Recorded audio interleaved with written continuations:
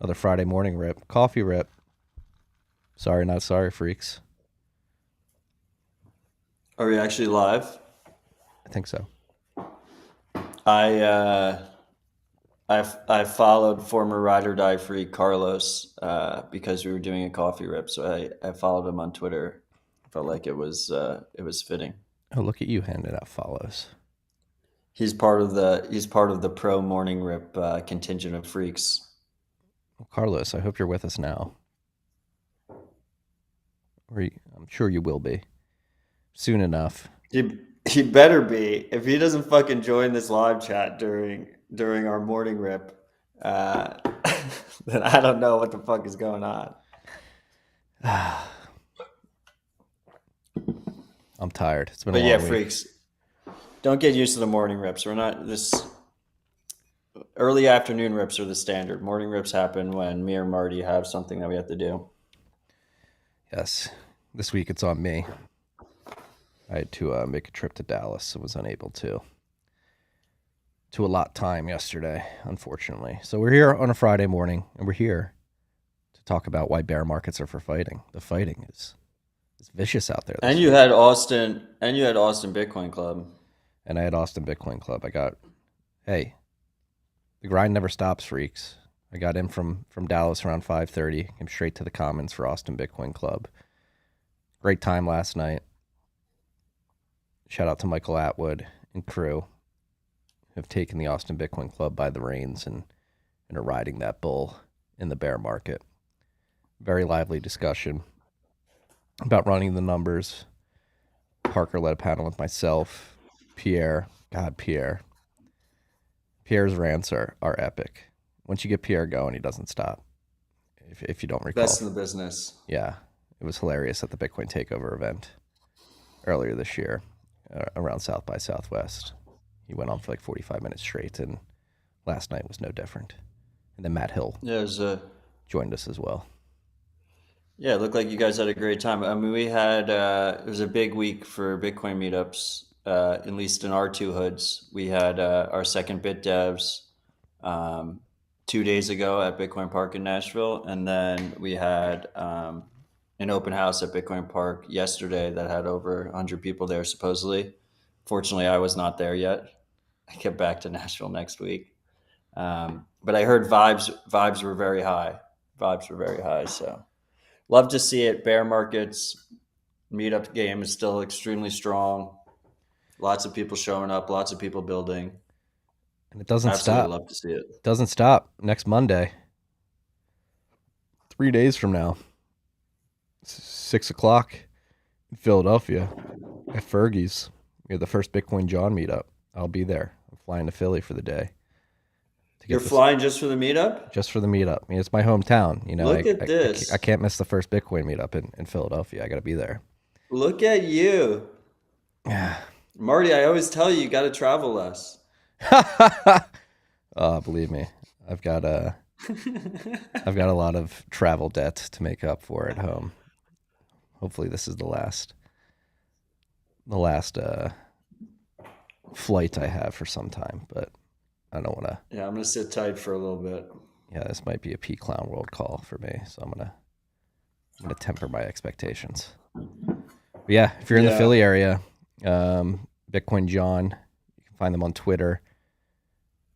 Fergie's Pub, one of my favorite bars. We're going to be upstairs, small room, so capacity is limited. If you do want to go, make sure you sign up via the meetup page because there will be, we will have to cut people off from actually joining the meetup because it is a small venue. They're starting small, starting humble. Fergie's is an incredible bar in Philadelphia. I believe it's over 100 years old. I used to spend many a Sunday nights in Fergie's Pub for the Rolling Stones cover band, Brown Sugar. Very good cover band. Great show, Marty. Fantastic show for Fergie's. The meetup organizers, they met with Fergie, the owner of Fergie's Pub, earlier this week, and they set him up. Wait, is he like the second generation Fergie or third generation Fergie? Nice. Yeah. Actually, it's not 100 years old. It's only like 30 years old. Like It's 30 Fergie years the old. Third. Wow, Marty. My Okay. bad. The building's over 100 years old. The bar, Fergie's, is I believe is incorporated in the 90s. So it's almost Don't 30 years trust old. verify, freaks. McGillen's, which is around the corner, is well over 100 years old. It's the oldest bar in Philadelphia, potentially the country. Nobody even knows if this is true anymore. But what I was trying to say was Fergie, the owner of Fergie's Pub, is set up with Bitcoin payments, so you'll be able to pay for beers in Bitcoin at the bar in Philadelphia. Awesome. At least at the meetup. Do you know how they're doing it? Right now, just invoicing via Blue Wallet to keep it easy, but they're working to get set up with an IBEX point of sale system as well. It's super easy to use IBEX. Yeah. And then if volumes go up, you can always switch to BTC Pay later. Yes. It's happening though. It's finally the bastion of freedom in the United States. Philadelphia is getting its act together and getting a proper Bitcoin meetup. You know how the base model, like the entry level IBEX terminal works? They Via the it's browser based. Yeah. So you can use it on like an iPad, any Android tablet, phone, and then they accept the Lightning payments, and then every day they just settle it out to an on-chain Bitcoin address that you control. Yeah. So obviously it requires trust, but the trust is limited to a single day of volume. I like that model. Kind of cool, super clean, very pragmatic.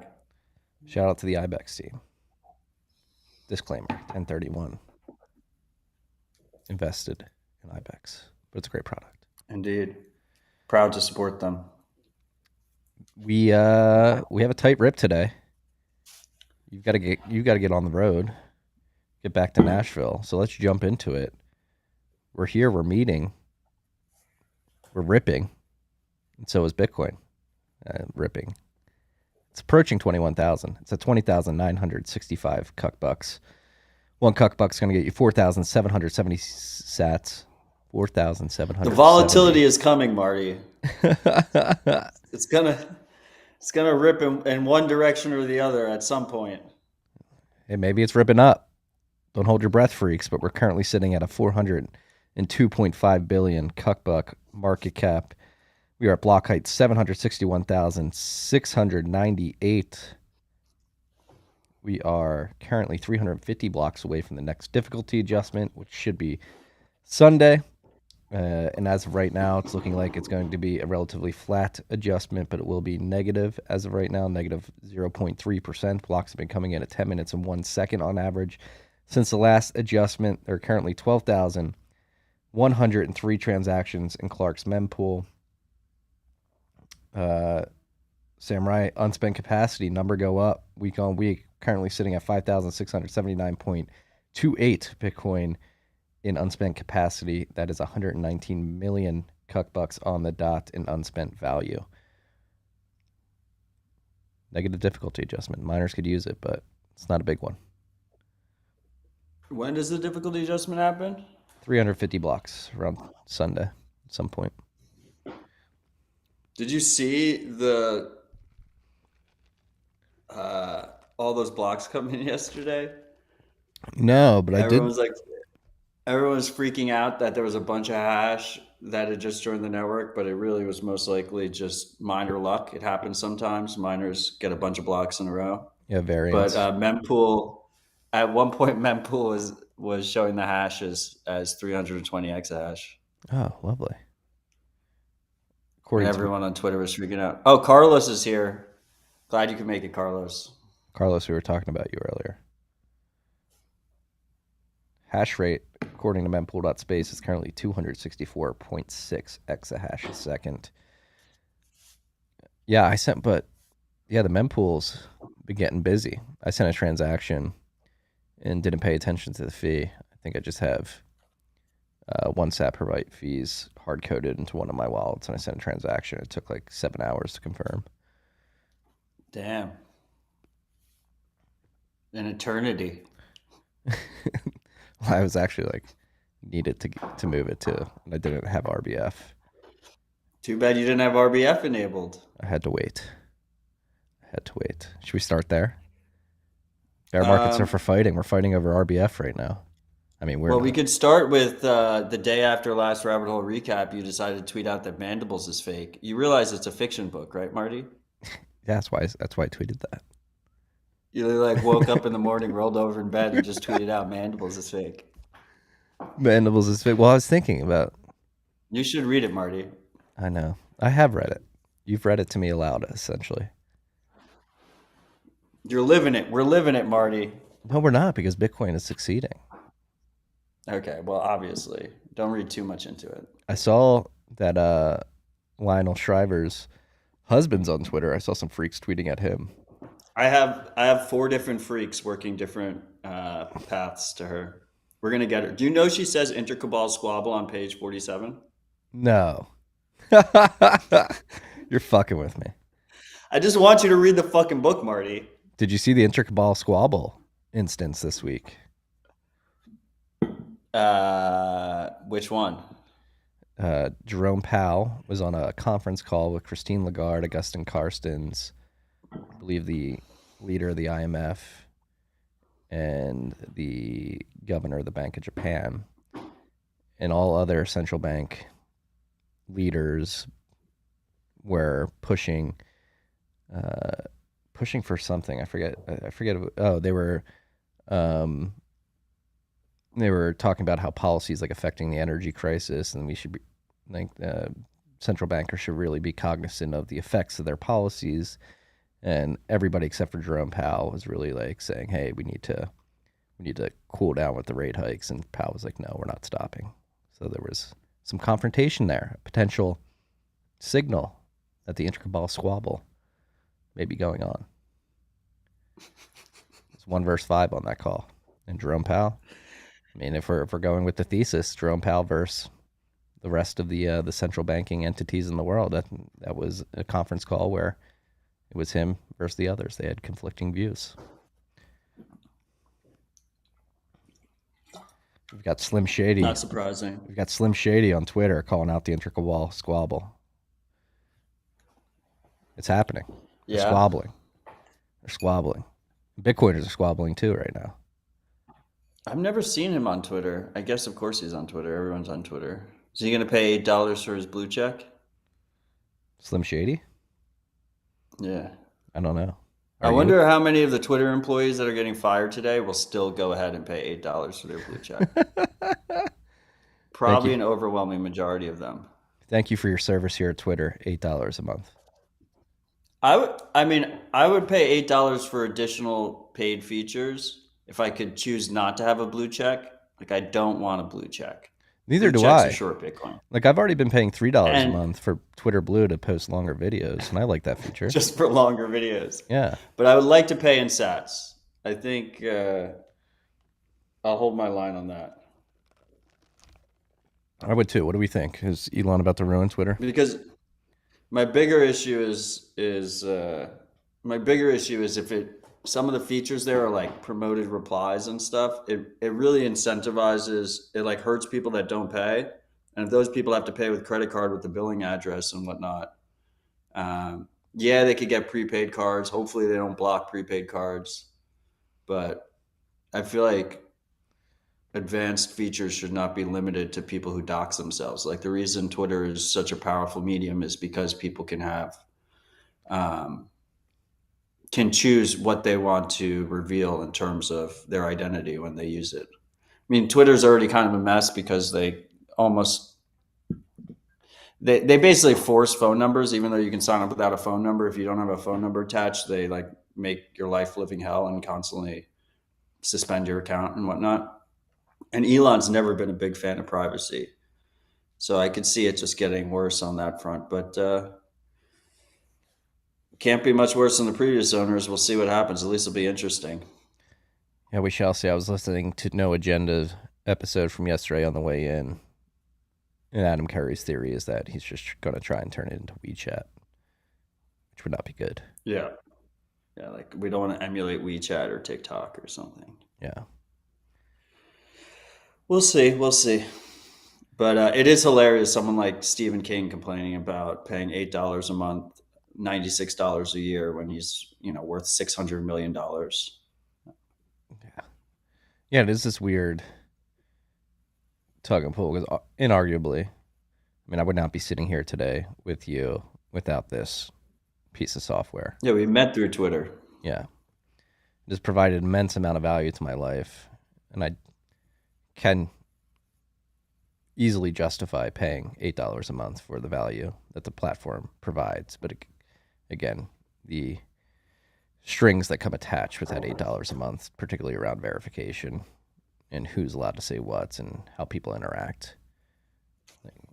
Elon did say that he's going to adjust the pricing for GDP per capita in different parts of the world.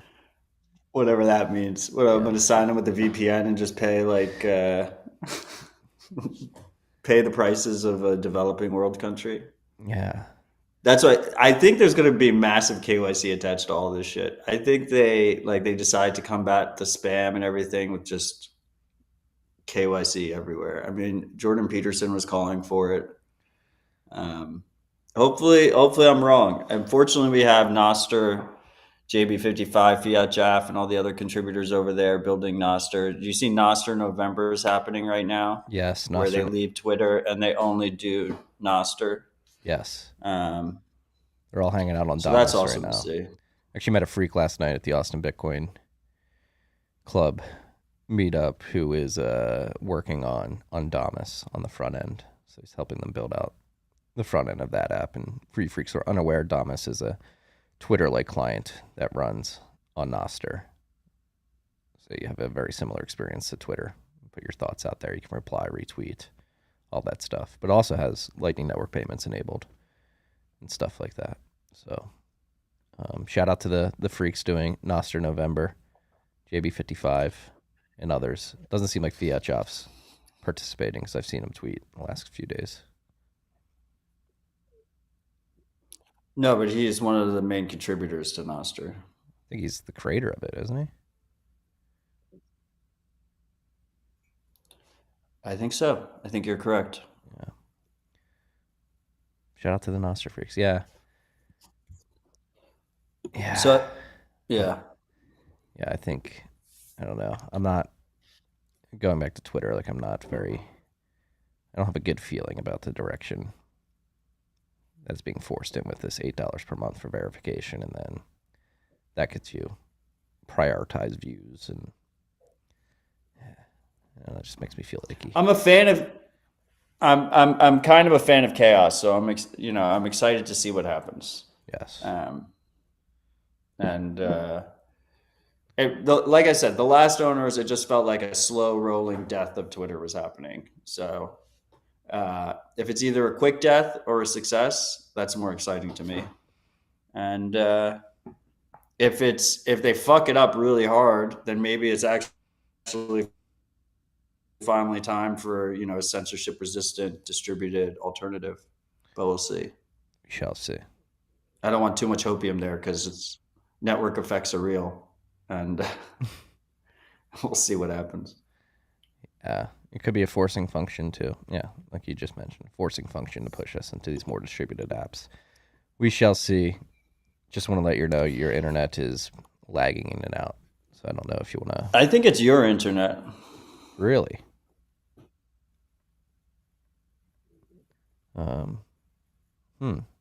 We're hooked up to Ethernet, aren't we, Logan? Logan's checking the speed right now. We will get back to you. But you said it was. Did you say it was raining? It is raining. Logan just did the diagnostics check. Where are we at, Logan? 106 down. A little slower than usual, he's saying, so it might be us. 106 down. More importantly, what is it up? Okay, well, we'll just keep going.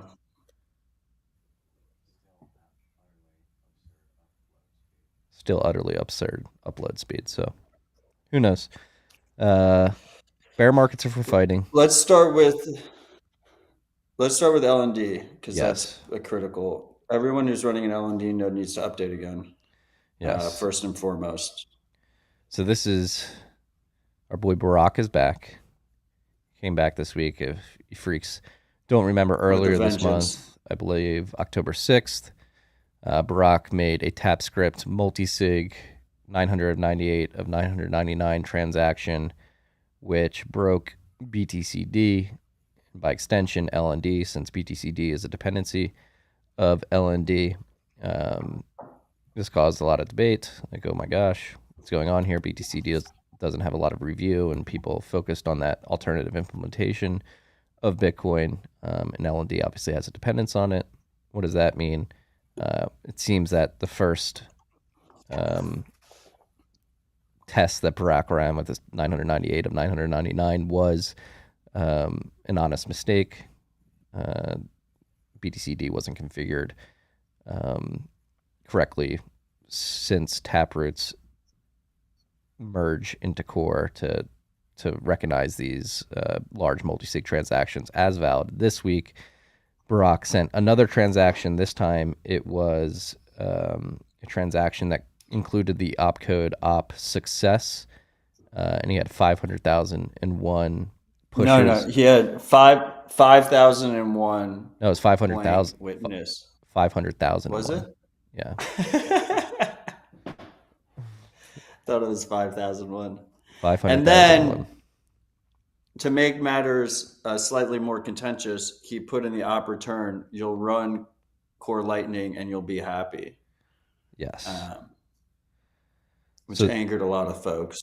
Yeah, so this stoked a lot of debate in the Bitcoin space this week. So again, this transaction, there's a couple things to mention here. So he sent this transaction, op success, again, enabled by Taproot, I believe, with 501,000 empty witness inputs.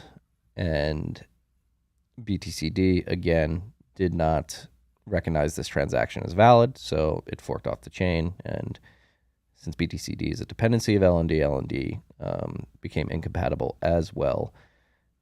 One thing to note with this particular transaction, I believe AJ Towns hopped on Twitter and said, hey, this normally would not get included in a block. This op success transaction usually would not be included, but it seems that Burak included an insanely high fee with this transaction, which appeased F2 pool to include it in a block. He also, he paid like 3 million sats, so like $600 in a fee, and then he submitted it directly to F2 pool. Like, a lot of the pools have direct transaction and out of band submission portals. Mm-hmm. So it wouldn't normally get relayed by nodes, but it is a valid transaction. And it not only affected BTCD, which LND uses a library of, but it also affected Rust Bitcoin, which BDK and LDK have dependencies on. And I think some Electrum Rust server, Electrs went down as well, but not all of them did. It's not clear. I'm still not clear on which one. Like, my Electrs didn't go down. Where did you download it from? So, like Nix or the Electrs that I run on HodlHodl didn't go down. I think it's V99. What's the new one got released a couple days ago? 0.9.10. I was like a couple versions behind that, I'm pretty sure, and it didn't go down. I put it in the issue on GitHub, but there were other people saying their Electrs didn't go down, and some people saying theirs did. So I don't know, but if your Electrs is down, go update that. On the LND side, the issue is once again the same issue as last time for practical purposes. Essentially, the LND node stopped. Your LND node would continue to run and route payments, but it stopped being able to read the current chain state. So it couldn't tell if one of your channel peers, one of the people you have a channel open with, tried to attack you by posting an old channel state to the chain, essentially saying, like, stealing your money, essentially saying, like, oh, the remote and local balances are different than the reality, and I'm going to take all the money. Usually, if a channel partner does that to your Lightning node will automatically issue what's called a justice transaction, which is I caught you trying to cheat me. Now I get all the money.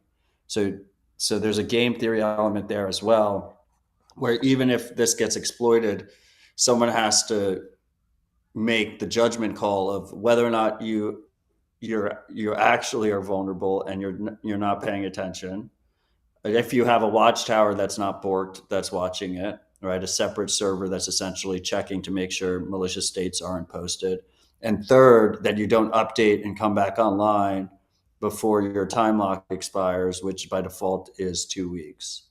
But essentially, a malicious actor to fully exploit this would need to set up those channels ahead of time, prepare, and then issue the transaction.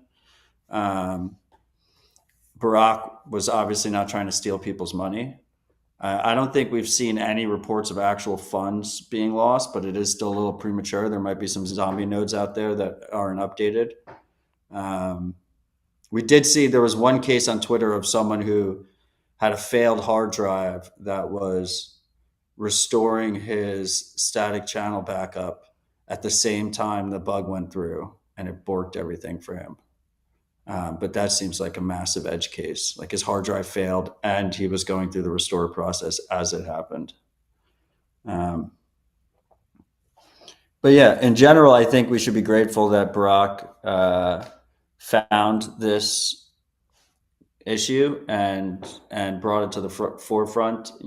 There's arguments about how he should have disclosed it, if he should have disclosed it ahead of time. Apparently, AJ Towns disclosed it ahead of time and accidentally posted it as a public issue on GitHub.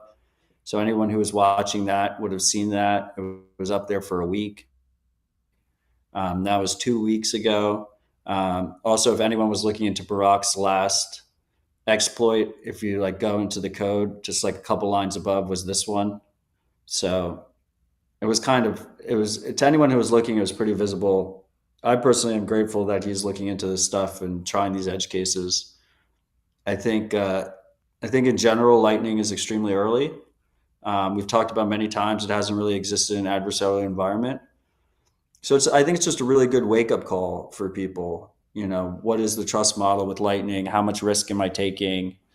And to be a little bit more cautious here and actually, get this thing built out in a robust, censorship-resistant fashion. Agreed. It is still very early. And that's been the crux of the discussion. Should Burak have responsibly disclosed this? Or is this type of attack on mainnet really what should be happening, because it forces the issue of, hey, these problems exist. Let's take this more seriously. And that is, I believe I know because he tweeted it out, but this is Burak's thinking on the matter and why he's doing it in this fashion. So I'll put this in our group chat. It also took down certain aspects of Liquid. Really? And Burak's project BitMatrix is essentially, in layman terms, is kind of like a Uniswap on Liquid. So he kind of took down his own project. So I think that should lay to rest any ideas that this was like a Blockstream sponsored attack. I think Burak is just a young, really smart kid, and he thought it was cheeky and funny to say he'll run CLN and be happy. Yes. In the op return. Also, his tweet was kind of hilarious. What was the tweet when he announced it? It was, in order to find the light, you must go through the darkness or something. Sometimes to find the light, we must first touch the darkness.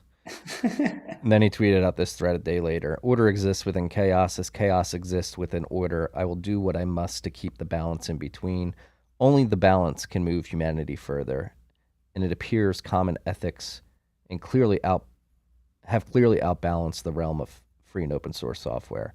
As a Bitcoin wizard, I've recently discovered the dark side. I summoned the law of chaos theory in the name of darkness to guard the balance. Responsible CVE is weak magic, and it only harms the balance. May God prevail. Low time preference. So it seems that Burak is saying here, hey, maybe we're creating too much of a structured way to do these things, which is slowing down progress. So I'm going to introduce chaos to the process to force the issue. Yeah, I mean, I read it more like a bit of a threat, like get your shit together, I'm going to keep going. Yeah. Seems like he knows what he's doing. 2 in 1 month. He may not have known. But anyway, freaks, update your LND nodes if you're running LND. Yes. Yeah, update. Yeah, that's the number one thing. And if you don't know what you're doing and you have a large amount of funds on Lightning, consider not having that much funds on Lightning. Yes. Have a less amount. Like reduce your risk. Have an amount you're willing to lose. Let me put it that way. And if you're looking, so I think we've been fairly consistent about. Yes, we have. Still reckless, apparently. And if you want to figure out how to actually exploit and attack the Lightning Network using Burak's bug that he initiated this week, Tony and the team at LNsploit, I believe it's just Tony. Ride or die freak Tony. He wrote a detailed blog post on how anybody could actually exploit the 2 bugs that Burak found in the last month. You can use LND exploit on testnet. Reg test. Yeah. To it's like in Minecraft. Yes, you can reproduce. It's like how to use the exploit in reg test, but also you can't use it now. You'd have to be set up ahead of time. Yeah, I mean you could. But he walks through the whole process. Yeah, you could hypothetically download the versions where the bug exists and do it that way. Yeah, he uses Jamal's project Polar, which simulates a Lightning network for you. So you can simulate the Lightning network with the nodes not updated. So beware, freaks. If you're running LND, update it. And again, staying on this topic, what do you think? Do you think, is it even possible? Would it be possible for LND to reduce their dependency on this BTCD library? Could they swap it out with a Bitcoin Core library, or is I think the language so make that impossible? Yeah, the reason they use BTCD's library in the first place is because it's written in Go and LND is written in Go. So obviously it's easy for them to use that. I think ultimately, like, they're basically the maintainers. They're like the key maintainers of BTCD now. So, like that just like it's going to be written in Go regardless, right? So I don't think it's obviously not as easy as copying, pasting in core stuff. No. So I think they just need to like clean up. We'll see what kind of plan they have in place. It's still very early. Yes. But presumably they will be more careful about what their dependencies are and keep those kind of things updated and maintained. Yeah. I don't know how. Like, do you think people start switching to Core Lightning? I know I messaged DJ. I was like, hey, we should at least have like a Core Lightning backup in case this problem. I mean, it depends on the situation, right? It depends on the situation that you're currently in. It's easy enough to spin up a Core Lightning node. My bigger issue with the Citadel Dispatch node, at least, which I haven't updated, so please don't attack it, is that I have 200 channels open. You can't migrate those channels, so I would, if I shut down that node, I would have to essentially leave the plebs in the dark that are all using it for routing liquidity, which I don't want to do. So the alternative is to run a separate Core Lightning node. But like I said, for established LND nodes, there's no clean way to move over. Be aware, freaks. I'm joking, freaks. I have updated my node. It's if you attack an updated node, then you lose all your money. So just go update your LND node.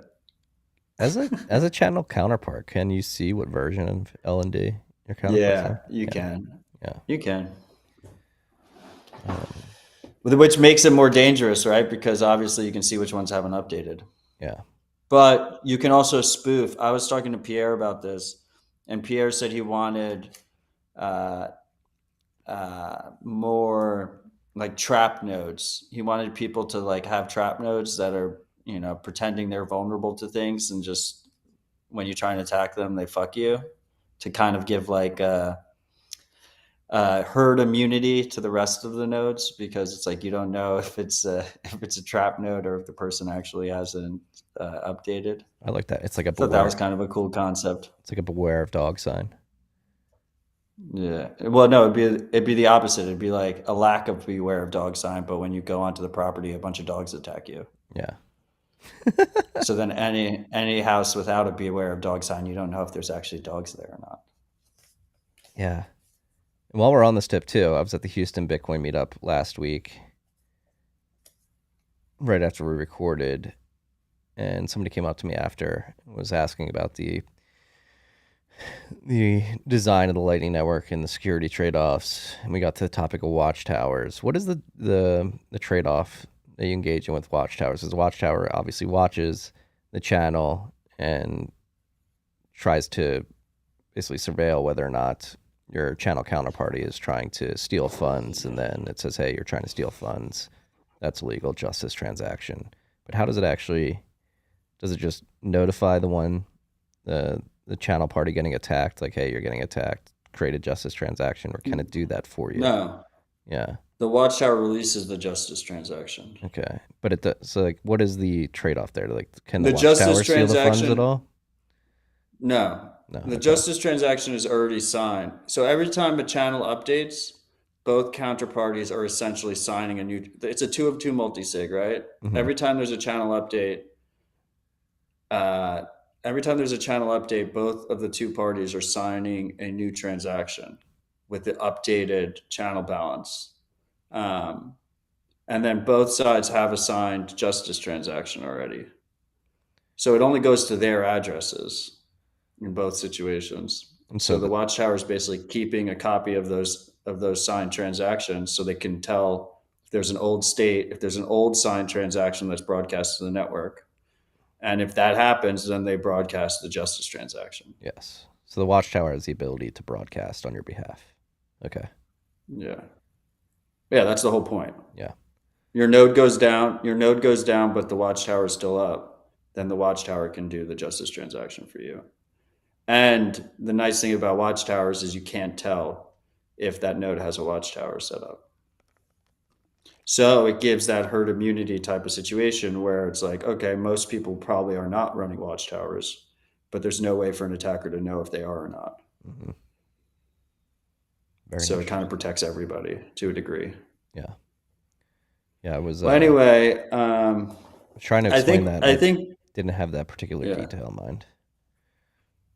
Early next week, I'm going to have a dispatch conversation that I lined up with Burak, Tony, someone from the LDK team, someone from the Core Lightning team, someone from the LND team.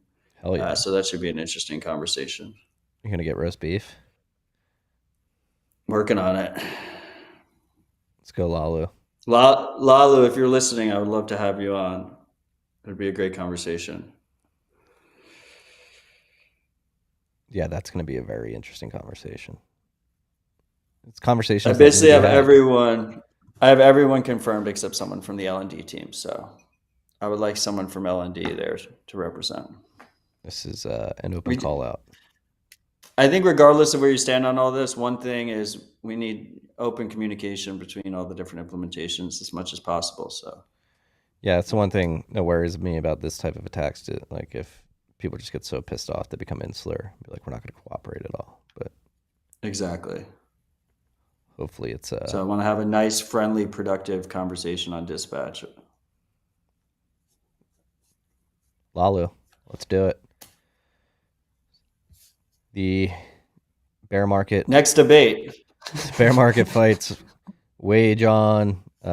We mentioned RBF last week. We brought up the fact that there's been an ongoing discussion on the mailing list due to the fact that Bitcoin Core is about to enable RBF by default within the protocol, and companies and services that have zero conf policies, which is zero confirmation, which means that somebody can broadcast a transaction to an address. It doesn't have to be mined in a block, but that service will see that they're due to receive Bitcoin at the address, and they'll release goods or allow people to spend funds on their platform without that confirmation being made.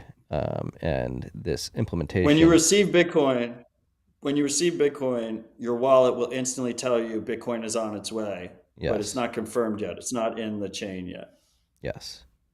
And some services like Bitrefill and Moon, particularly with their Lightning functionality, accept zero conf transactions. And this new update to Bitcoin Core that is on the horizon would make RBF default, which messes up these zero conf services. And so we mentioned last week that debate's been going on the mailing list, particularly with Dario, I believe, from Moon, and Sergey from Bitrefill have been hopping in the mailing list saying, hey, this would really disrupt our services. And then yesterday, John Carvalho from Synonym, who just released the BitKit wallet, which I actually got to test out earlier this week. It's a really cool wallet, but he came on and voiced his displeasure at the RBF as default in Bitcoin Core in the future implementation. First of all, let's be clear here. RBF is extremely useful in sustained high fee environments because it allows you to pay a lower fee. And then if you end up in a situation like Marty was in, where he paid 1 sat per byte and it's not confirming and he needs it to confirm, he can easily raise the fee of that transaction. Right now, this whole debate is about a change in Bitcoin Core to make it so that your mempool by default, not by default, your mempool by default still does first seen for your mempool. So if you have a transaction come in and it's not RBF, it's not signaling RBF, that transaction stays in the mempool and in your mempool. And even if a new transaction comes in with a higher fee, it doesn't replace it in your mempool. Bitcoin Core is proposing, the Bitcoin Core contributors are proposing putting a toggle in Bitcoin Core that lets you switch that default to be all RBF, all replaced by fee. So if a new replaced by fee comes in, your mempool will swap it out. But it's an optional toggle that people could already turn on if they were more technically capable, but it just makes it easier for people to turn it on. So it's a weird, this is a policy thing for individual mempools. This isn't a consensus level change. This isn't, most mempools will not enable this, presumably because people are just slow to enable things and change defaults. Almost everyone always stays with the default. So it's a really weird line in the sand to draw, especially since anyone who is technically capable could already double spend transactions. So I find the debate extremely odd. And it's almost like a bit of a Streisand effect because, they were going to ship this in Core 24.0 and most people weren't going to enable it. But now that there's so much conversation going on, I imagine a lot of people, like, the first thing they're going to do when they install the new version is enable it. Yes. And as we mentioned last week, the Bitcoin Core project has been telling people for years now, like, hey, we plan on doing this. Make sure if this affects your business that you prepare for it. But then, it goes back to the whole concept of zero conf. It comes with risk. And so I guess the argument from the zero conf side of things would be like, hey, if you toggle this, it makes double spends easier. And that could really mess up our businesses. If people can easily double spend, they'll broadcast a transaction going to our address with a low fee, and we'll release the goods to them, and then they'll simply RBF if they're transaction has not been included in a block with a higher fee to a different address that they control. And so we'll be giving up goods and not getting the Bitcoin, which puts their businesses at risk. But so account for that in your fraud situation. yes. Also, there's Lightning as well. Well, I mean, that's one of the reasons this is a problem for Moon is because they're using zero conf to open up channels for people, saying, "Hey, the Bitcoin's going to come, so we'll use some of our Bitcoin to open a channel for you." Yeah, but I don't understand the Moon issue because I mean you're doing it within the Moon wallet, so it still needs to be like a sophisticated attacker. And if it's a sophisticated attacker, they can do it with or without this policy already. And Moon, like I love Moon for its ease of use, and I've recommended it many times.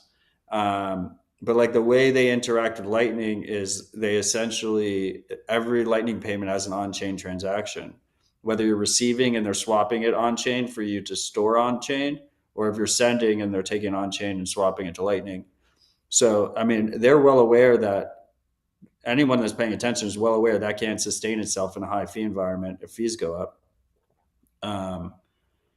So they're already working on an improved model for a potential high sustained fee market. And without high sustained fees, this whole RBF conversation is kind of irrelevant because regardless of what fee you pay, it's probably going to confirm in the next few blocks. Yeah, I mean, the case that the zero conf people are making, I think it's a weak case because it's like, oh, it makes double spends easier, but double spends already possible. Peter Todd double spent Coinbase in like 2016, where he while he was promoting RBF. The thing is the number one thing that people need to realize here is a lot of people think we're debating whether or not RBF should be turned on by default. That's not what is going on. That is not what's going on. What's going on is the ability to toggle on in your own mempool, the ability to have RBF as a policy by default across the transactions you see. It's not turning RBF on by default network wide. It's not even turning RBF on by default on a mempool by mempool basis. It's simply giving you a toggle to turn it on if you want to. Yeah, and I think there's a meta debate here. Everyone's talking past each other. Well, I think John's thread yesterday had more to do with the nature by which these types of functionalities get added to the core code base. John's thread was gaslighting core contributors and doing like a classic like Blockstream conspiracy kind of bullshit thing. I was really disappointed to see that thread. I was disappointed for you to even bring it up. I don't even think it's relevant. I mean, you put it on the list. That's what started the debate spilling onto Twitter. I mean, I didn't put his thread on the list. I just put RBF debate spills onto Twitter. And it was because of John's thread, wasn't it? Yeah. No. There was a lot more than just his thread. I mean, there's a lot of it on Twitter right now. Yeah. We should debate ideas, not people. And also we should construe those ideas correctly, not straw man them. Construe is the wrong word there. Should whatever present those ideas. Because if you're construing an idea, you're changing it to your perspective. We shouldn't construe the ideas. Yes. I guess. Yeah. I don't know. Clearly not a English grammar podcast, that's for sure. Hey, my English is proper. I can't speak too good. My English is good. I can't speak too good, but I know what the words mean, I think. Should we move on? Yeah, let's move on. Next debate. This wasn't really a debate, but Coinbase-led surveillance group extends to Europe with 67 companies supporting What is Oh this? no, the last debate was Sats versus Bits, but it's not really a debate. Sats are the standard. Okay, continue. Coinbase-led surveillance group. Yes, that's one. Give up, Bits This people. is The trust. we were having dinner with family friends the other day, and we're like mid dinner, all sitting at the dinner table. I was with my lady's family and these family friends, and one of them, older gentleman, ex finance, just like mid dinner, just like drops "Stay humble, stack sats." Love to see it. That's incredible. I Out of had no nowhere. idea. I had no idea he listens to the pod, pays attention to Twitter at all. Boom. You guys are just talking about the World Series, and he's just like, just blurted I out. just Stay humble, stack sats. I froze up. I completely froze up. I was like, "What?" I was like so surprised. Speaking of freezing up, it looks like Coinbase and their travel rule universal solution technology and the Trust. it's these Orwellian, like these people need to learn, like creating these acronyms that try to imbue a certain connotation on the actions they're taking, which the actions they're taking here are bending the knee to the Financial Action Task Force and the guidelines they set forth for their travel rule, which makes it very onerous to send money between individuals without having to attach an insane amount of personal identifying information to that transaction. So Coinbase has been making this trust group, and they've been trying to get other companies to get on board to create guidelines and compliance best practices as it pertains to the travel rule, to basically collect data as their users are sending Bitcoin to and from each other and other cryptocurrencies. And so it seems that they've got more members that have joined their group. It's now at 67 firms, and this is a global contingency of companies. So Coinbase, with help from BitGo, Gemini, Kraken, and Fidelity, that has established footing in Canada and Singapore, and 67 firms have signed on to this. In totality, more joining more recently. And again, yeah, so they're going to share our transaction information amongst each other, and then they're going to collaborate with governments and share that information with them as well. Yes. And this is their preemptive, quote unquote, compliance with the travel rule that was proposed by FATF. The demons of Financial Action Task Force, unelected bureaucrats. Will you scroll up to the picture of the Financial Action Task Force meeting? Just look at this. It looks like a really exciting meeting. Look at this shit. Look at these people. Look at this room. Look at the cool like arena style scoreboard they have in the middle. Look at that fucking carpet. These people have no taste. Look at those desks. They're sitting in a fucking square. These people hate you. These are the people making decisions on the financial privacy that you're allowed to have globally. They're not elected. Nobody elected FATF. And they use the guise of, hey, we're just putting these guidelines out there, but they just so happen to, on most occasions, get adopted by the regulators globally. This is what tyranny Well, no, they looks actually have punitive measures. Like they'll cut you off from the financial system if your country is not complying with their proposals, and then on a country level, they like force they strongly enforce against companies that don't comply because they're afraid FATF will then cut them off from the financial system. Yes, so it's not gentle nudging; it's very aggressive nudging. It is not gentle nudging at all. No, just look at this. Look at this brutalist architecture of a room. They're literally in a box. They're in a pod, a bigger pod. They're sitting in a square. They have a hexagon screen in the middle of the square. Shitty fluorescent lights, shitty projectors.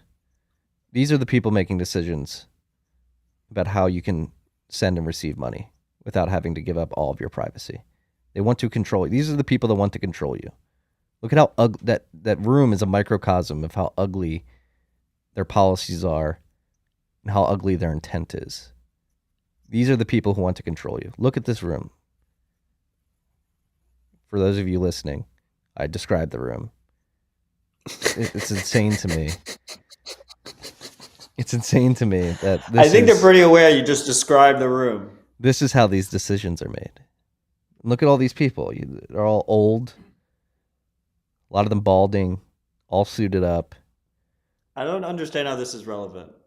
FATF's policies.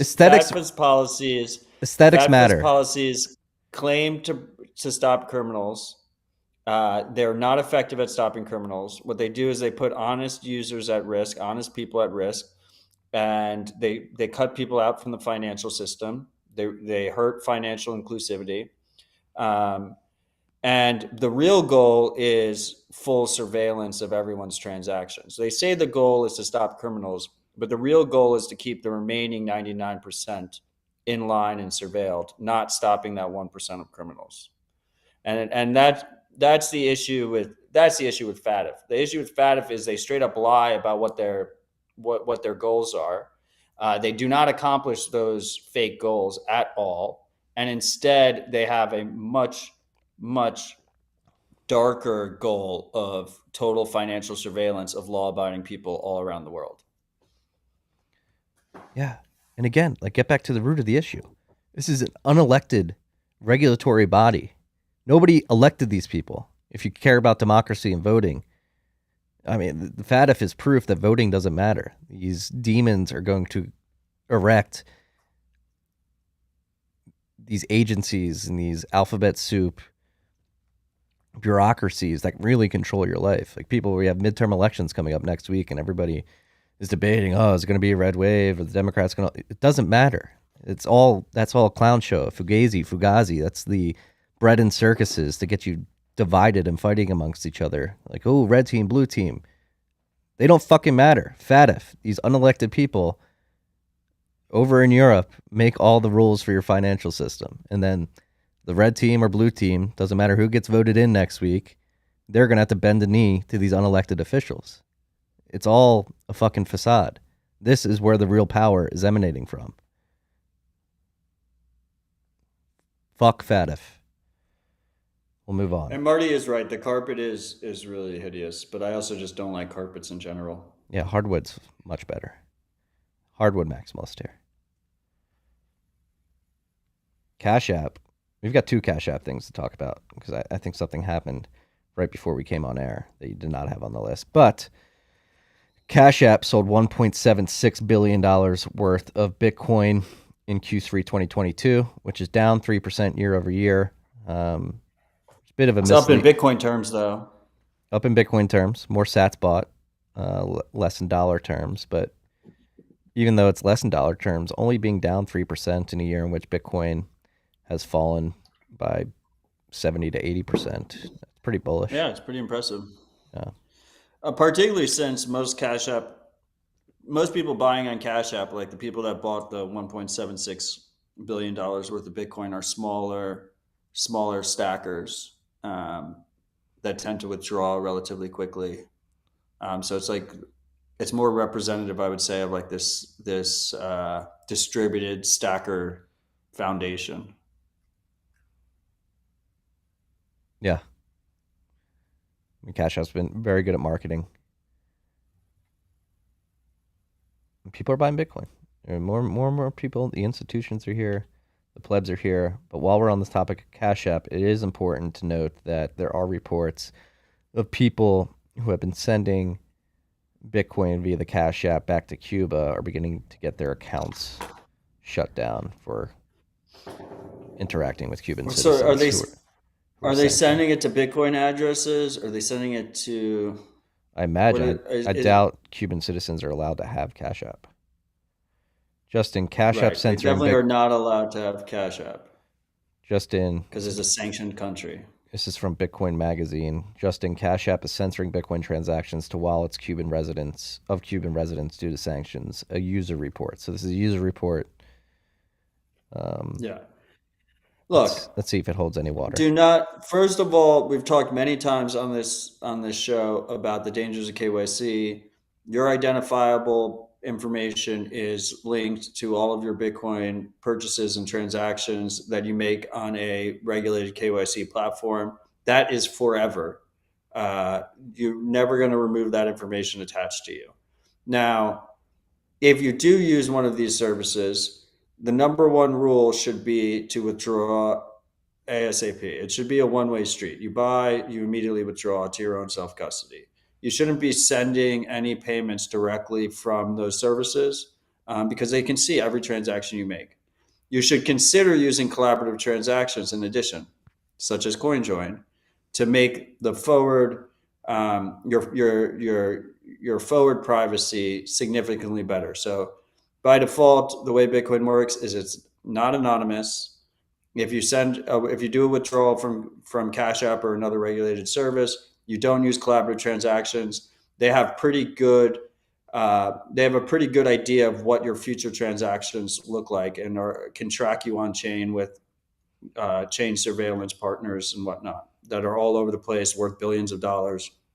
So you want to withdraw to self custody. You never want to send directly from any of these services. And the ideal situation is you use collaborative transactions when you do make transactions going forward. So I mean, we've seen these services block accounts for sending to gambling websites. We've seen them block accounts for sending to other exchanges that don't do KYC, that are unregulated. We've even seen people that don't realize that what information they're leaking, and they send Bitcoin directly from Coinbase to darknet markets and not only get their account frozen, but also get arrested. So this should not be a surprise to anybody. If it is a surprise to you, it's good that you found out on this podcast instead of actually sending a transaction and getting your account frozen. But that self-custody part is key too, because if you do get your account frozen, you don't want to have funds on it when the account gets frozen. But also because you have, even without collaborative transactions, you have some level of plausible deniability. If you send to your own wallet first and a couple other transactions are happening and then a transaction goes through, then maybe they don't support. But definitely look into collaborative transactions in CoinJoin, which is a type of collaborative transaction, and always self-custody. Don't send directly from these services. And consider that KYC can be a massive security risk when that information inevitably leaks or is shared with your government and your government decides they want to go after Bitcoin holders. Should be expected. You should have that expectation in your base case for how this stuff develops. They're going to come after us. But it's worth it. It's worth it. Bitcoin is worth it. And obviously, freaks, if you've been around for long enough, you're aware that Cashapp was our title sponsor for a long time. We appreciated their support of the show, especially in the early days. I think we did a good job even when they were our sponsor of disclosing the risks of KYC. Some people think we should have done a better job. I think we constantly reiterate the risks of KYC, but I will say that if you have been paying attention, we are trying to work with more companies that are no KYC rather than KYC companies. We've got HodlHodl, Braiins, upstream data. Allows you to create products that allow you to easily acquire KYC free Bitcoin via mining. Plug for the sponsors. And we have another great privacy focused partner that's going to come in soon, but we're not going to talk about them yet. Oh, tease. That's a tease. Staying on the Block tip, Block. Some good news from Block. They released. Oh, wait, before you do, Buff Dog in the comments mentioned RoboSats. I fucking love RoboSats. RoboSats is a great way to buy peer-to-peer no KYC Bitcoin. I also love Peach, HodlHodl, Bisq, mining, ATMs. Most of them require phone KYC number, but it's still better than full ID. Ideally, use a burner phone number. Azteco. There's a lot of options out there. They might be a little bit more difficult. but convenience is usually the price you pay for privacy and security. So Yeah, and another great way, work for sats. It's one thing. work, earn. Yeah. Use BTC Pay server, start invoicing people. It's a great way to do it. Just keep in mind that if you work for sats and you don't hedge yourself, the tax burden in a down market can be quite brutal. This is my first bear market where a large amount of my income was Bitcoin denominated, and I did not hedge. Just be aware. So be aware. It's income at the price you receive it. Yeah. So if you receive the Bitcoin at $50,000, and then by the time tax time comes around, Bitcoin's at $20,000, your tax burden is as if Bitcoin was still at $50,000. Yes. So keep that in mind. Be aware, freaks. Be aware.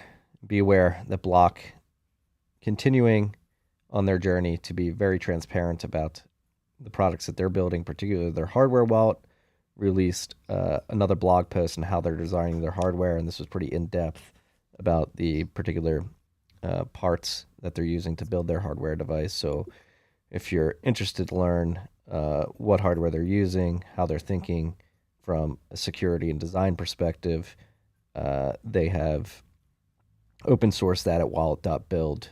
We'll have that link in the show notes, and it seems like a pretty tight wallet. It's got 1, 2, 3, 4, 5, 6, 7 parts of 7 pieces of hardware that make up this hardware wallet. I just, regardless of the opinion of the trade-offs they've decided, I love that they just keep building out in the open and releasing these really in-depth blog posts. I think it's very helpful for everyone else in the space, particularly people building other signing devices. So that's just really, really cool to see. And there's a lot of nice pictures in there, and really in-depth descriptions of the trade-offs they're making and their processes. Yes. So go read it. I like more optionality. I like expanding the design space. So shout out to the Block team for doing that on the hardware wallet side of things.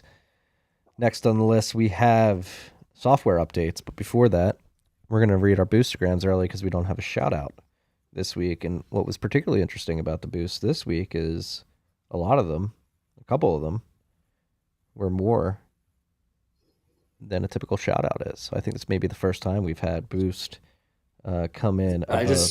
I wanted to thank the freaks. They got us to number 1 on the Podcasting 2.0 leaderboard this week. We were 2. We were 1 for like 4 hours. Oh, for 4 hours. Thank you for getting us to 1. Because it's rolling. It's rolling like the last 7 days. Presumably Adam Curry released his most recent No Agenda that knocked us off. But we were up there for a little bit. Fountain tweeted it out. I appreciate it. I saw the tweet where we were 2 behind the Survival podcast. They fucked up. They tagged Rabbit Hole Recap and they tagged me, but they didn't tag you in the tweet. Oh shit! Like in the image. What the hell, Fountain? But we were number 1. We had like a good 6 hours there. There was like 36 blocks. We had like 36 blocks of number 1. Oh, there we go. The freaks freaking love streaming sats. Well, thank you for streaming sats. If you guys are listening via Podcasting 2.0 compatible apps that run on the value for value model, Fountain being one of them, Podverse being another, Breeze being another. I think you can go to new podcasting apps. EchoLN.com by Evan Clutis. What is it? Newpodcastingapps.com? I think it's newpodcastapps.com. Podcasting or podcast? Does Commons block that URL too? It's newpodcastingapps.com. I'm on my VPN, so I don't know. Yeah, so you can see a list of the Podcasting 2.0. The hell was that, Logan? Oh, it's not on the stream. He's replaying stuff that's coming in my ear. I didn't see it. I didn't hear it. I was like, damn, Marty's finally losing it. He's just like fucking freaking out on Logan on air for no reason. Oh, he's banning somebody. He's banning somebody who wants a shout out? Speaking of shout outs, here are the top 4 boosts from Rabbit Hole Recap. Number 224, largest Bitcoin miner potentially bankrupt. Biggest boost we've gotten in RHR history from @HumblePleb, 420,069 sats. Nice. Thank you kindly, fellas, for my weekly Thursday therapy session. Sorry, it's on Friday this week. One of the most grounding and rewarding gifts of being a human is giving to others. The humble sat stacking freaks all greatly benefit from 4 years of your generosity. Matt, your words hit deep. The revolution takes a toll on all of us. Bear markets are for building and stacking. Lift one another up. To all the peaceful warriors, let's fucking go. Humble Yeah, Pep. I mean, all the booster. I appreciate you, Humble Pep. All the boostergrams this week were really. I was reading through them, and I appreciate all you freaks. They certainly lifted. It means a lot. Yeah, Matt and I were chatting about it earlier this week. It is really humbling, and we love you guys. Thank you for the support. @Hut is the second largest boost of the week. 150,000 sats. Plebs together strong. We love you, Matt and Marty. 4 years of listening weekly to you guys. Chop it up. Be careful of burnout. We will be here when you get back if you need to take a hiatus. Much love. With a salute emoji. @PW Marchenko, 100,001 sats. I missed a week in my boost, and y'all had less than 4 over 50K. My bad. Matt, stay strong. I love this one. Don't lose your mind. Don't argue with idiots online. Stay humble, stack sats. Keep up the good fight. I think y'all need the human rest, and you need to take a step back. But don't get burned out. I love the RHR every week. I can't imagine what the burden is like. Just know how much I and the plebs appreciate Matt and Marty. I've never met y'all and don't need to. Y'all are the real deal. We will win. We will win. Love you, freak. Appreciate it. And it's comments like this that keep us going. I was traveling all week. I'll be traveling next week. Traveled last week. Do feel a little burnout, but this invigorates me. Last but not least, perennial monster booster Patar, 100,000 sats this week. I understand some folks like to use the RHR mention of Lionel Shriver's chilling near future dystopian novel about the loss of the dollar's reserve currency status, the Mandibles, as a drinking game trigger. In that case, Mandibles. Peace. Let's fucking go. Drink. You guys, I hope you're enjoying that that early morning rip. We had four above 100,000 sats. Let's go. Appreciate you, freaks. As like, I mean, we were mentioning sponsors earlier, and we would like to reiterate, we'd love to move purely to the value for value model moving forward. So if you guys are getting value out of this and you want to send it back to us via Podcasting 2.0 to help us get to the greener pastures of not having to monetize via ad sponsorships, this week's a good step in that direction. So if you guys are getting value, you want to keep the momentum up, it means a lot to us and supports us in doing what we love doing, even though after 4 years, we do have a little bit of burnout, but it's stuff like this that really reminds us. Gotta keep pushing forward. Yeah. We're going to get through this bear. We're going to get through it. Oh, never doubt. Definitely more mentally taxing than 2018, 2019 bear market, which is interesting. I mean, we're just deeper. Yes, way deeper. Now, on the software updates, LDK version 0.0.112 has been released. Trying to see if there's anything in here worth mentioning. I think this fixes the issue. With the issue with the Rust Bitcoin dependency on Burak's bug. Okay. But I think they packaged it into a wider release as well.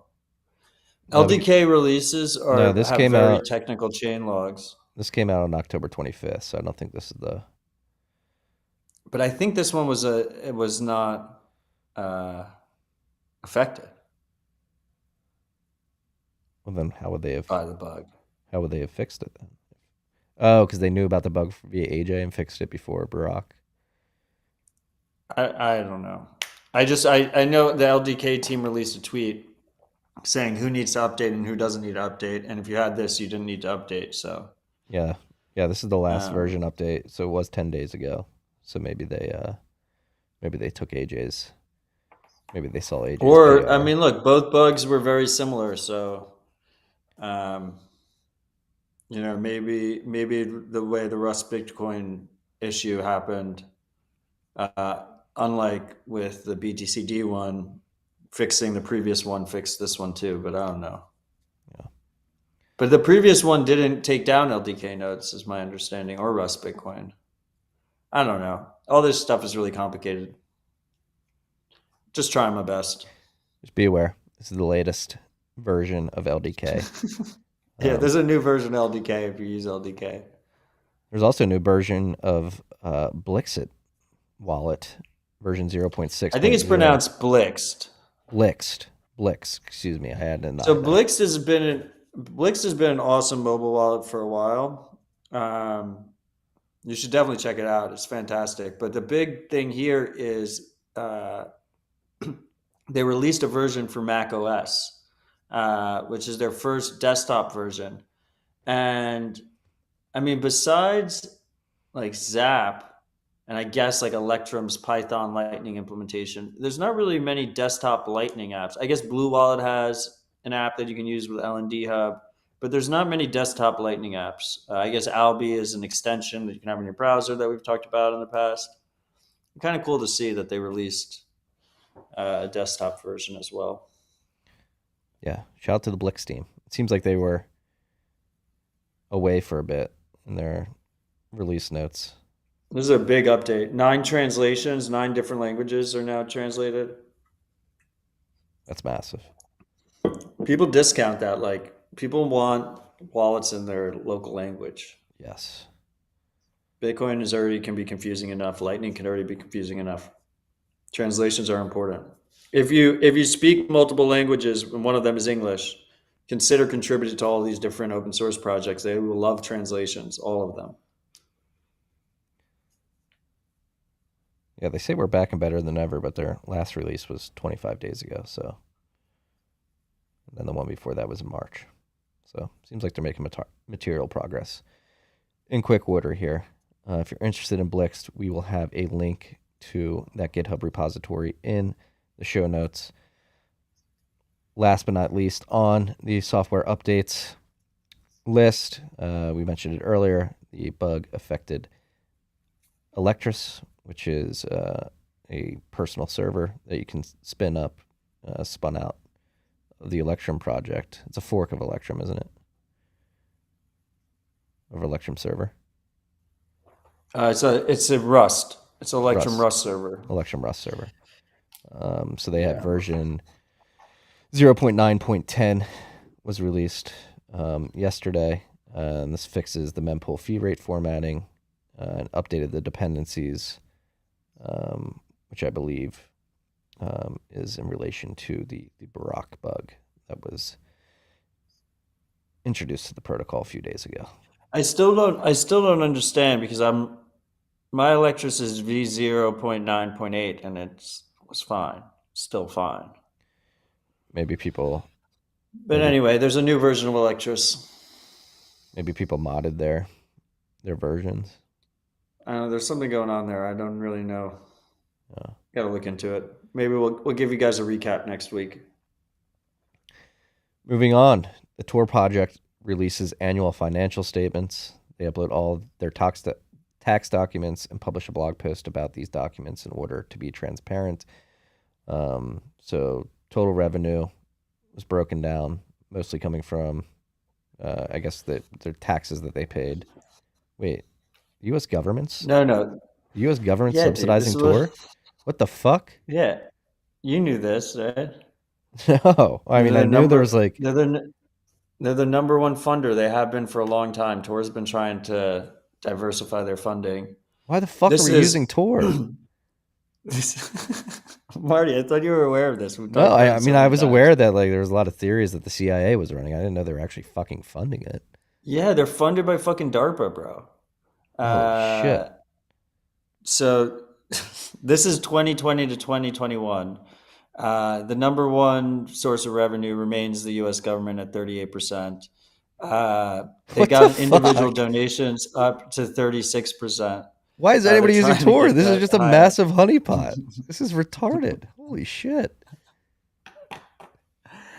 What It's the good to see the fuck? individual donations up. I told you this, bro. There's so many times. Check the tapes. This should not be a surprise to anyone, but I put it in the list because I figured it would be a surprise to some people. It's a surprise to and me. Clearly, it was a good idea. If you scroll down, they break down which U.S. government agencies pay them and how much they pay them.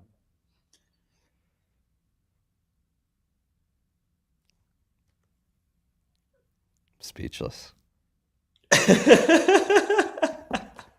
What the fuck are we doing? Dude, this is what I was saying. Like, it's Tor is very much designed in a way that like they assume the U.S. government won't attack it because the U.S. government uses it for some of their operations. But this current denial of service attack on Onion services just keeps getting worse. I was on I was talking to a couple of the leads of Tor, and they're working on getting two full-time developers to work on Onion services specifically. So those are when you connect within the Tor network and you don't leave the Tor network, you don't go to ClearNet. Onion services have been getting absolutely hammered. So we'll see.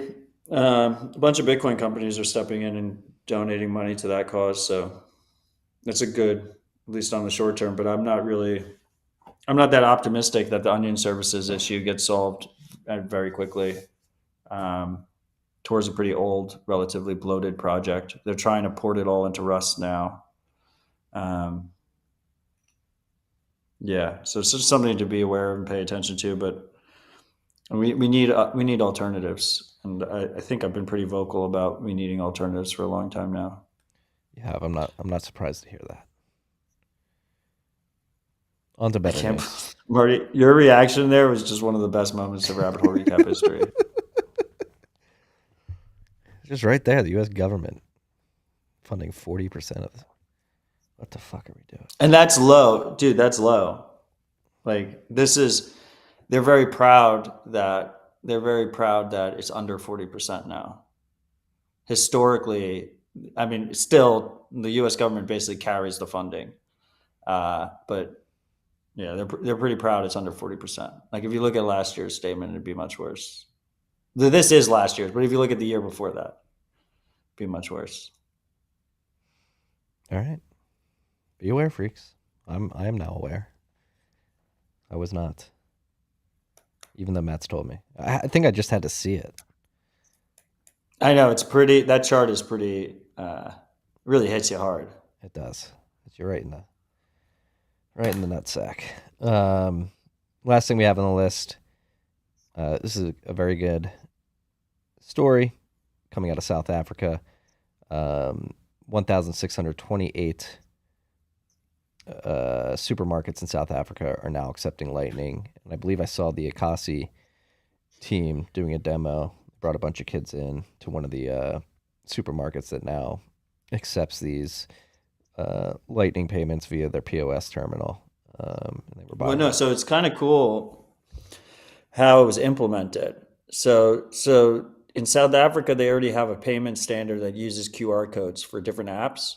So like all the different banking apps have like a unified QR code standard for paying at these point of sale terminals.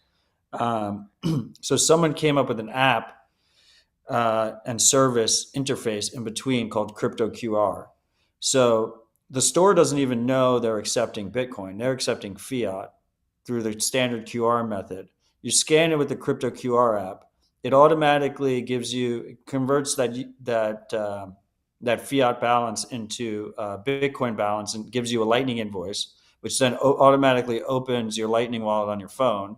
You pay with Lightning, they convert it to local fiat, and then the grocery store receives local fiat, and it all happens in, a matter of seconds. It happens in like less than 15 seconds. And the store clerk has no idea. They're just like, oh, you're paying through the normal QR code payment method. Hell yeah, we have a demo up here on the screen. L Mountain, she's using Zeus, so she's paying from her own node. This is sweet.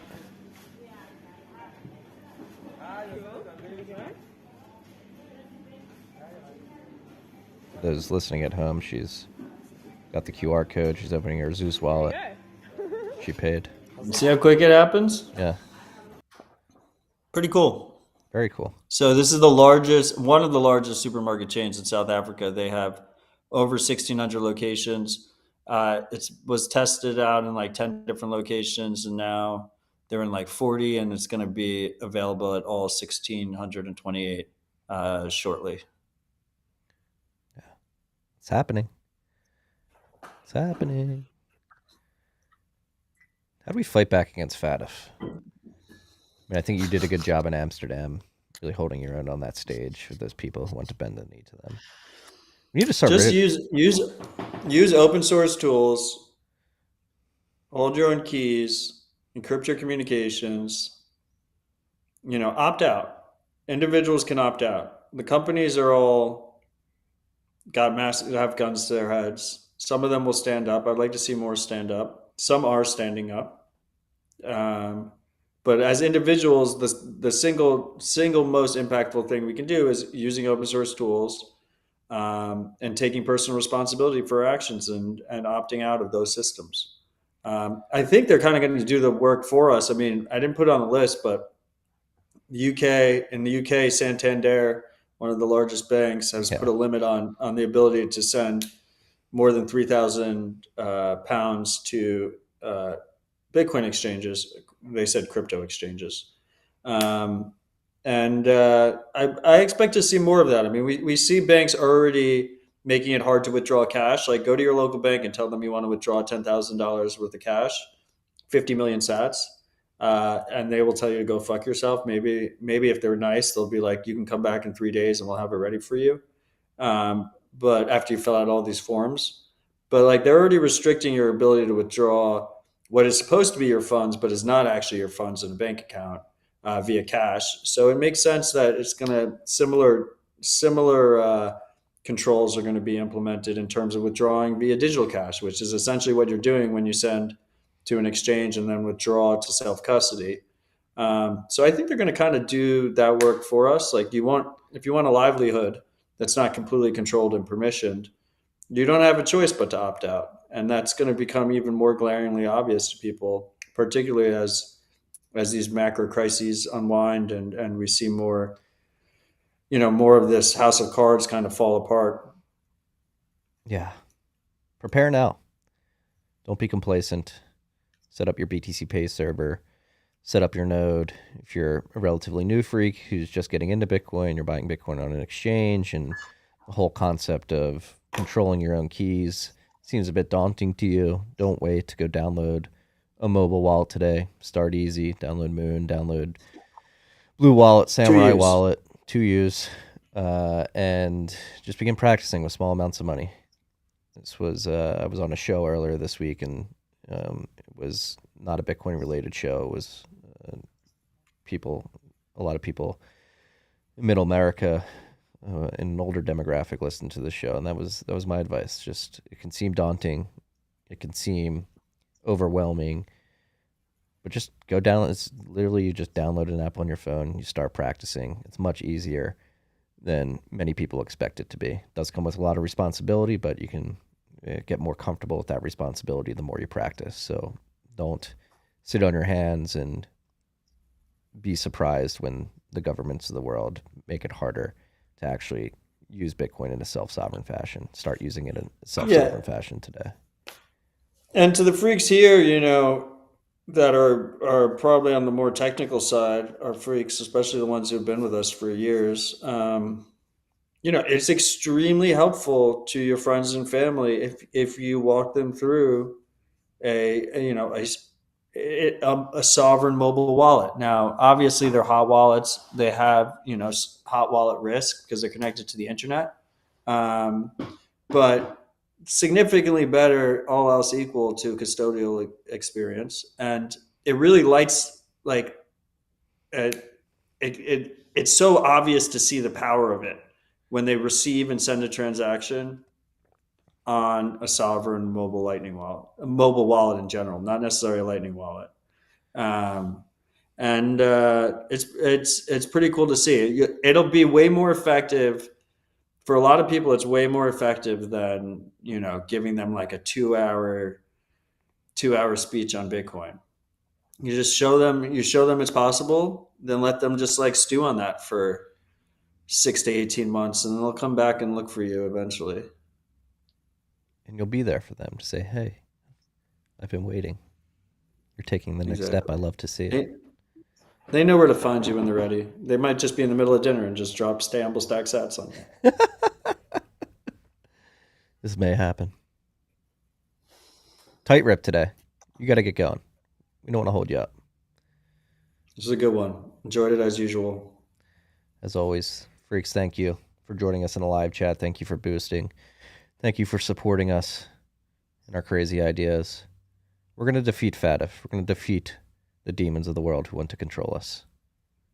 Go equip yourselves with the tools. Download a Bitcoin wallet. Download a node. Spread the word. Start a meetup. Shake your rancher's hand. It takes action. Stay humble, stack sats. Peace and love. Tacky.